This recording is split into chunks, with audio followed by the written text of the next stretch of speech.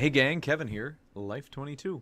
And so today we are reviewing um, the Daily Wire and Jordan Peterson collaboration on Exodus, and it was part two. They released part one, I believe it started November, December, maybe, is when they released it. I know it finished up in January, and then they started releasing again in March, and they just finished up. They were putting out one a week for an additional, like, 8 weeks, something like that. So, and we are listening to the second part of the Exodus docu-series in collaboration with Jordan Peterson. So, and well, we are reviewing that today, or this evening. So what's nice about obviously you guys are big fans of the show because you're watching. Jordan Peterson is like the number one, like out of things that out of people in the world who have changed my life. Jordan Peterson is probably the top of the list. Followed by. And I want to say he's like obviously further ahead, not just because he's the top of my list, but he's also like second place is, I want to say there's a great distinction about what he's changed in my life compared to what second place has. Not to diminish the person who came in second place, but I want to say in people that have changed my life, second place is probably Dennis Prager, and then followed by Thomas Sowell, and then so the pretty much anything that's been written by Clarence Thomas is pretty like second, third, fourth, are in like a good grouping, and then you start getting into like Ben Shapiro's and people like that. So. And it's no disrespect to anybody. I mean, they made the list, right? So, but the fact that Jordan Peterson is just right up there. And I'm, as most of you know, I'm not a super religious guy. And actually, in the last, I've discussed this with a lot of people because obviously we have the campaign going on. I've discussed this with a lot of people. And if you've watched the channel since the beginning, you know that like I kind of started out and I was wishy-washy on values, and I really didn't have a lot of values. And then if you watch this channel, you'll see that like, wow, when Kevin started, he was doing crazy kind of college kid stuff, and like what are you doing, Kev? Like it's just some of it was a little on the the childish side. Some of it was kind of like out of left field, and it's like, but doing this, and then like as the kids grow and like embracing fatherhood more and more has like just made me actually have to get off the pot on a lot of issues and actually settle down on values, because I wanted to be somewhat ambiguous so that I got along with everybody. And the problem is that you don't get along with everybody no matter how hard you try. And so what ends up happening is you have to settle on values that meet you, that align with you. That you have to sit down and actually settle with those.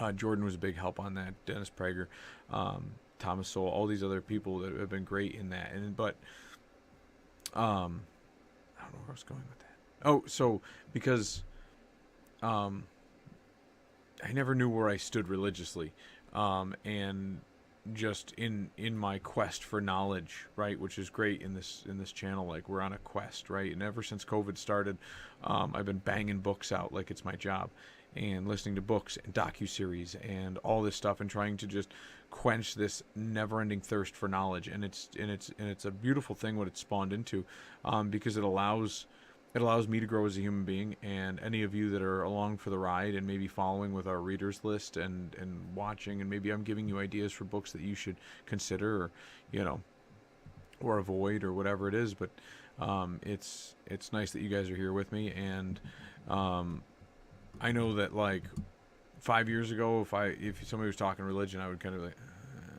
but now I'm like, okay, well, why is this here? Why was this, these rules, these stories, these things all these little lessons to be learned, and what to do and what not to do. Why have these things culminated and been kind of concentrated, like all these lives concentrated down into these stories that talk about fundamental truths and lessons on how to live your life in the most productive manner possible, and things like that. And people just, and it's probably just my generation. You when you think of religion, you think of like, oh, grandma going to church, holding a rosary. You don't really.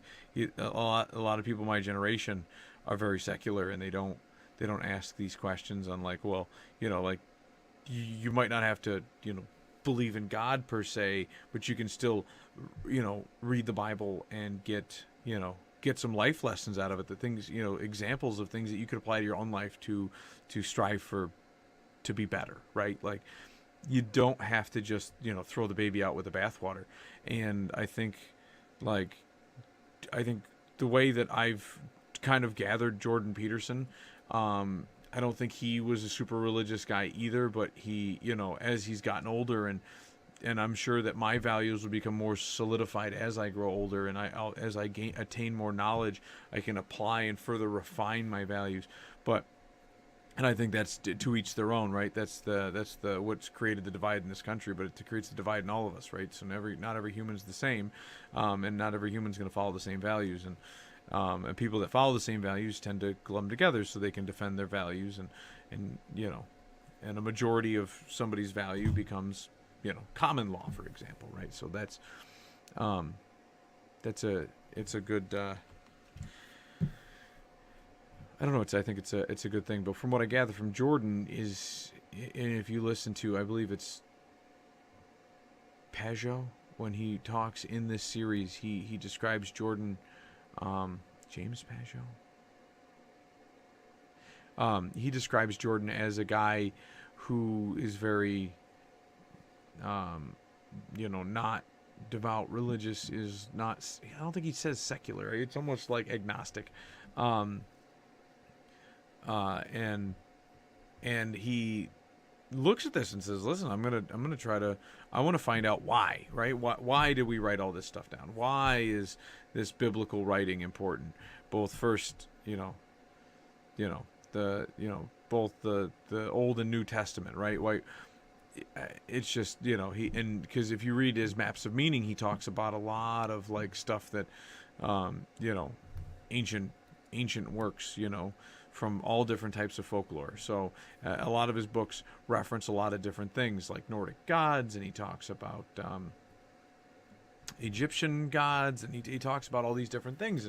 And religion is one of like it's one of the oldest mechanisms in order to save stories, right? It's like your oldest version of a hard drive, right? Stories travel down because of religion, right? It's, you can only pass a story about grandpa down so many generations before people don't even know who it is or even care, and that's kind of depressing. But eventually, a story that's worth saving, or a whole pile of stories that are worth saving, is easy to consolidate into one story and make it into an epic, right? So that's, and I'm glad that it's nice to see somebody like Jordan, who's actually like in a very similar boat to me, and says, okay, well,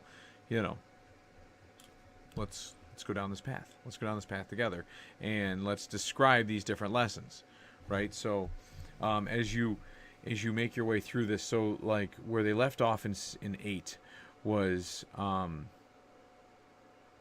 the first half of Exodus, which I believe it got to Moses going up to Mount Sinai and getting the 10 Commandments, right? So then he kicks off with episode 9, where, and I'm going to kind of like get a brief synopsis on each one of these. So Moses' descent into the mountain with the 10 Commandments, or from the mountains with the 10 Commandments, and had a significant impact on Judeo-Christian traditions. The group discusses how these commandments provide fundamental rules that guide the tradition, providing the balance between tyranny and excess of freedom, and allowing for a more organized society. So this kind of describes all of the commandments, and then they kind of give a breakdown, and you've got Dennis, and I know Ben Shapiro came in for a portion of this the second half of this, and they kind of give a better understanding of the Old Testament, being being Jewish, right? They give a good perspective on that, and I do, you can't. That's where the wide variety of people that come to sit down at the table, this boardroom discussion of scholars, kind of gives you that wide approach, and there's nuances you can just see forming in the room on such an ancient text, right? So that's and then the Hebrew translation, you get a lot of that from Dennis Prager. He gives you a lot of the different different terms in Hebrew. They're like, well, this there's actually saying for that in Judaism, and then he gives it to you, and it's very handy to have information like that because they lived and breathed the Old Testament. And, I mean, there's centuries of really the sayings came from somewhere, right? They were like almost saying is almost like a shortcut, right? A folding a page over, or the corner of a page over to find your spot in a magazine or a book. A bookmark, if you will, that references it and kind of gives you the short and dirty, the cliff notes of a story. From time, that it doesn't apply to all situations, but so then they get into 10. Jordan. Let's see here, get you better. Jordan and the Round Table explain the remaining 5 of the 10 commandments. So they didn't finish this, so they got to 5 in the first, in episode 9. They do the remaining 10, the remaining 5, interpreting the meaning through the King James and Hebrew lenses, discussing how they apply spiritually, philosophically, and morally to our lives. They post it, and that we should view them not as a series of constraints, but as enabling principles. So, it's just very enlightening to I know a couple passages from the Bible. I'm not one of those, it's not like I don't live my life the Shawshank Redemption style, where I'm, just quote verses with the warden. But I know I probably could have named, before this series, I probably could have named you all the 10 Commandments, things like that.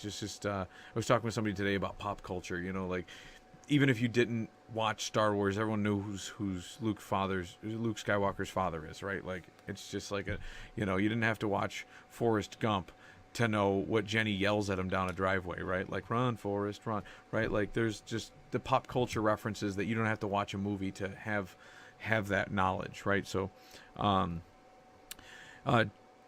so then you get into episode 11, where Jordan and Douglas Hadley unpack the significance of God's law, Exodus 12-24, discussing how they established a moral order, binary boundaries to prevent mankind from becoming like a god or reverting to an animal state with no morals.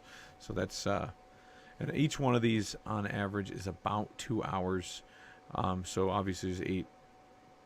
So you got a good 16 hours, and then so if you couple that with the previous, you got another 32-hour docuseries. So,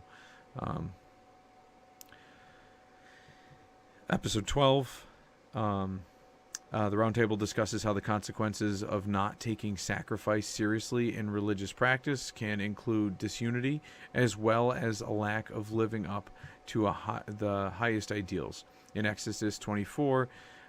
Sacred space, ritual, worship, all rely on sacrificing in order to be meaningful, and disregarding this importance can lead to a disconnect from the people and God.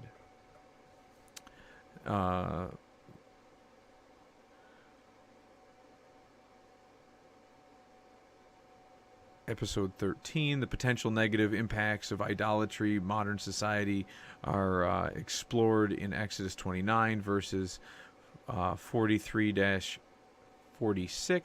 The perils of choosing idolatry over the divine are discussed, as well as Moses' role as an intermediary between God and the Israelites in both biblical and contemporary times. And then, so they draw from contrast too, of things that are plagued us 20 years ago, things that plagued us now, things that we can watch out for the future based on trends.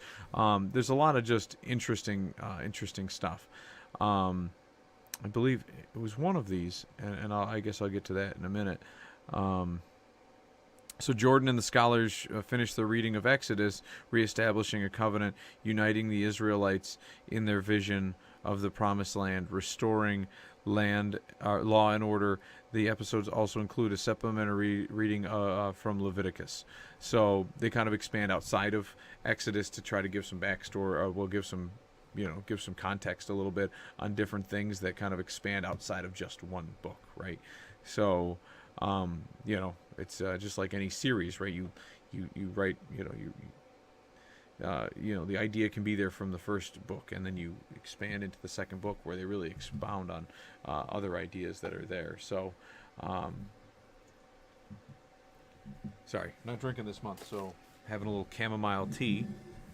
Miley had me get it here at the house, and I've never had chamomile, so.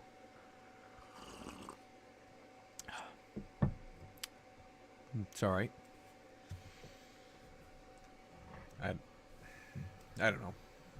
I'll drink tea from time to time, but it's not I can pinpoint the difference between black and green, but it's not a true distinct taste test. It's always just like hot water and a certain flavor. It's kind of I can distinct teas better than I can the flavor of different White Claws. Because I don't think they actually changed the flavor. I think they just put a different can in it, or on the outside. I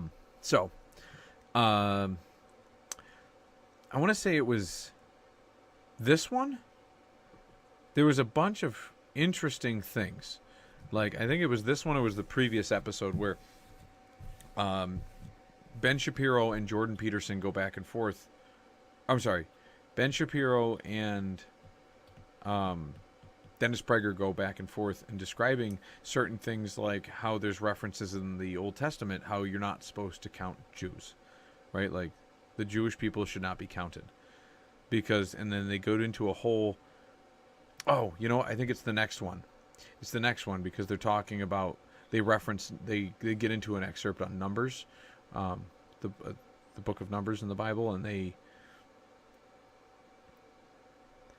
discuss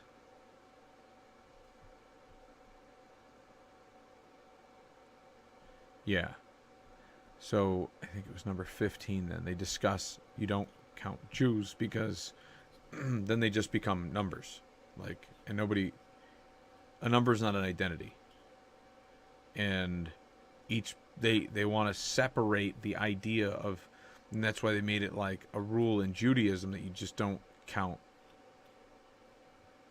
You don't assign a number. And they also reference the Holocaust in that, in their discussion. They're like, that's like, it was the biggest, like, screw you to the Jewish religion, in addition to obviously all the other atrocities. But they said, like, just the fact that they were giving everybody numbers, and numbering them. And it was like, they won't number themselves. And it really broke down that idea that you don't number human beings, because as soon as, it's like the mob mentality, as soon as you start numbering people, they just become a number.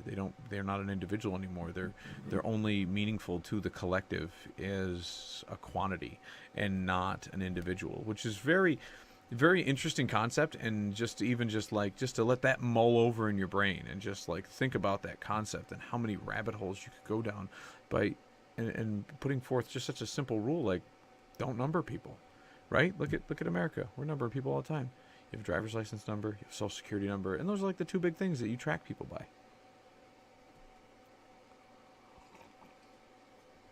I'm glad that somebody can track me, because then at least I exist, right? If I went missing, no one would care if they couldn't track me. But it's just one of those interesting things, and I just thought it was funny that they actually put something like that into the Bible. I'm not a well-versed guy on this, right? But So, episode 15, Jordan and the scholars discuss the Israelites' stubbornness and Moses' frustration. They highlight the importance of a shared vision, gratitude, and avoiding resentment. So, and I can't remember if it's this one or the last one, and they talk about how, like, they're in the desert for like 40 years, and they're like, Jesus H, guys, what are we doing about this? What are we doing about being stuck in the desert? Like, then they talk about all these different things, like they miss slavery. They missed being slaves in Egypt. Well, what about the good old days? And that's kind of what they talked about in their discussion, is like, what good old days? When you were like forced to eat like a handful of, a handful of grain, and then like lug these giant boulders, up near the pyramid and chisel it into cubes and roll, stack them, like the good old days. Oh yeah. They're eating they're eating manna, right? Like heavenly food, and they're eating heavenly bread, and all these things that are just God's giving them this great stuff to eat, and they're complaining about it. They're like, well, it's, I miss the old stuff. I miss the handful of grain with like, a little bit of, barely enough water to survive, and I miss the guy who like beat us if we didn't work hard enough. You know what I mean? They were complaining in it, and it shows a good example of complacency, about how sometimes like you get stuck in a rut, and then you think that, like, what you previously escaped from was better. Like, oh, I miss my ex-husband, I miss my ex-wife, I miss them. And then, like, what happens if you fall down that trap and you go get back with the person who, may have been abusive to you, or, like made your life miserable, and there was a reason that you left, right? Like, there was a reason it didn't work. And then you, like, I was explaining this to my 15-year-old the other day. She was reached out to by, like, one of her ex-boyfriends, right? So when she was like, well, she's like, I don't want to talk to him. And I'm like, why? Because you're worried? And she's like, worried about what? And I was like, talking to him, and getting, then you get nostalgic, right? And next thing you know, it's like, oh, let's go out for a date again, and then all of a sudden it's like, oh, well, you remember all the good things, right? And then all of a sudden you quickly learn, like, oh, that's right, that's why I got the hell out of here, that's why it didn't work, because of this and that, and you would never were willing to address it, or I'm not willing to address this issue or that issue. And then it's like, man. And I think that, they pointed that out, and it stuck in my brain, just like the numbers issue. And I think it was a very interesting thing, and I thought it was really cool, to just a cool story that you could expound on, right? Like, I miss this, and it's like, well, no, do you really miss being a slave and building pyramids? Like, this bread, like, there's no better heavenly bread out there. Like, they wouldn't be heavenly if it wasn't the best. And you want your flat yeastless bread compared to this perfect bread. You know what I mean? Like, it was a very, very interesting thing that I committed to memory. So it must have been something that spoke to me. And then things that speak to you, that's why they transcend time, right? That's why they're able to put them in a book and then hand them down as life lessons to other people, because you will always come across stories that you can relate to. And that's what makes the stories that much better.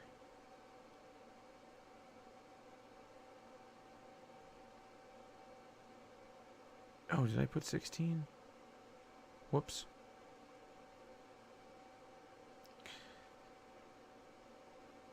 Wait a minute. Huh.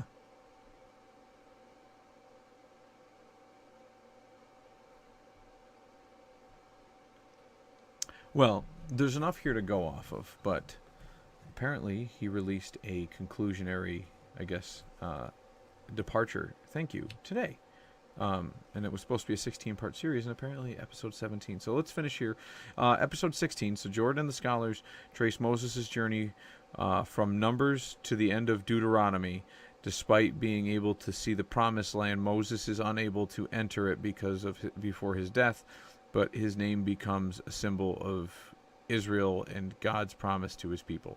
And I believe that's where they talked about, actually probably both of those.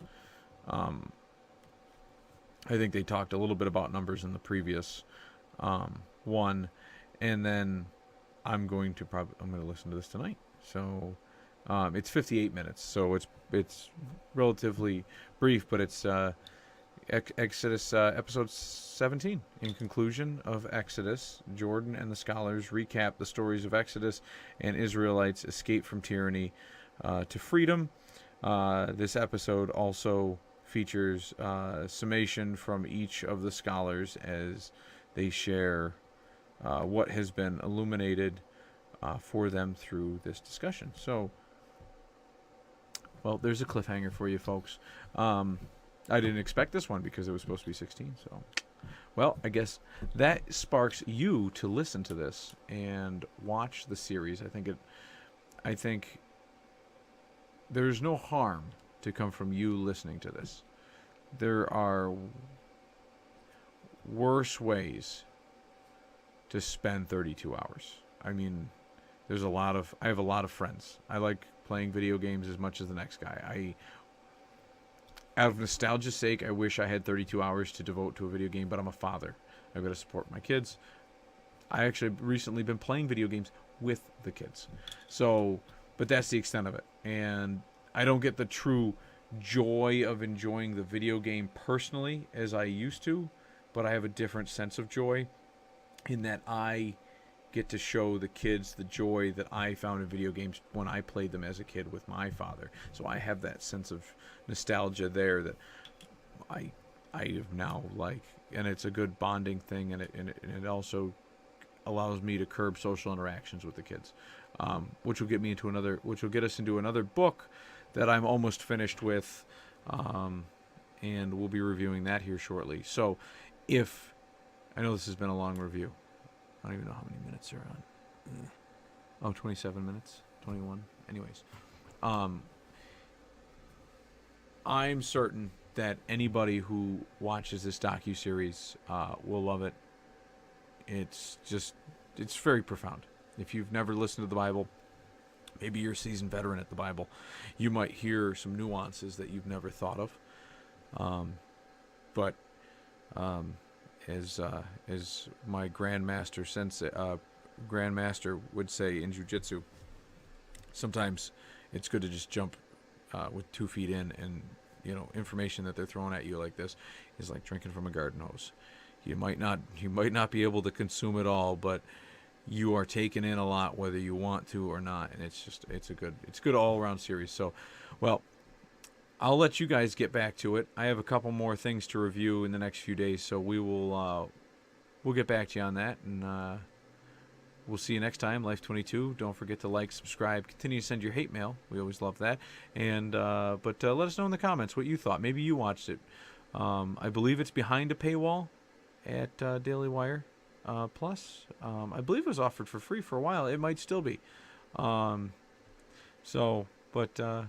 Check it out, dailywireplus.com or thedailywire.com, and then it's a good thing. I mean, Jordan Peterson, he's a life-changing man. So get out there, get that, and don't forget to hit that like button.